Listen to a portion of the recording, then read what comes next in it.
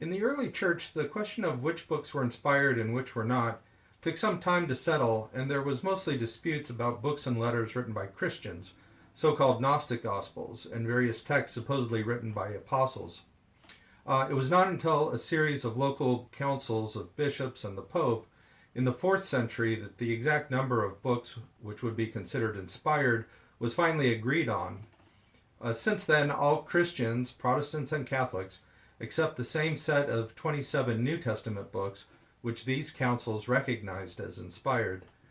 But when the Pope and these councils of bishops determined the makeup of the Old Testament, they recognized as inspired the Greek version of the Old Testament called the Septuagint. Its name derives from the Greek word for 70, since it was said to have been translated by 70 scholars in 70 days.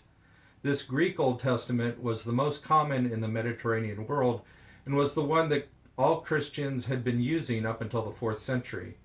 This version of the Old Testament is composed of Greek versions of 39 books of the Hebrew Scriptures, Genesis, Exodus, Psalms, Isaiah, etc., but also includes 7 other books for which there were no Hebrew copies at the time: 1 and 2 Maccabees, Sirach, Wisdom, Baruch, Tobit, Judith, and parts of 2 others, Daniel and Esther.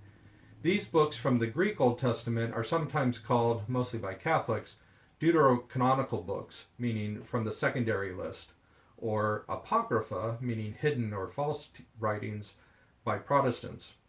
For 1500 years, all Christians considered all 73 books that make up Catholic Bibles to be inspired. But Martin Luther decided in the 1500s that the 7 Greek books would no longer be considered part of the authoritative Word of God, though they generally continued to be printed in bound copies of Bibles. The official reason being that they were not originally written in Hebrew. As it turns out, Hebrew versions of some of these books, Sirach and Tobit, were discovered in the 1940s and 50s among the Dead Sea Scrolls. But unofficially, some of these texts, Wisdom and 2 Maccabees, mention praying for the souls of the dead, implying they are in purgatory, something that Martin Luther opposed. Luther also did not consider the New Testament books Hebrews, James, and Revelation to be inspired, but later Protestants nevertheless have still included them in their Bibles.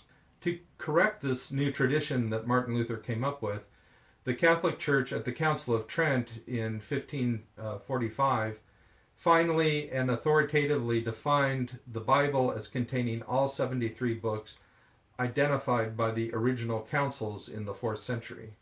So the Catholic Bible contains all 73 books that have always been considered inspired by Christians, and it was Martin Luther who removed the 7 books from the Greek Old Testament, and he did that in the 16th century.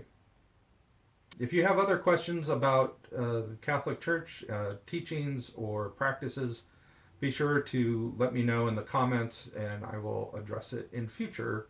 Thanks.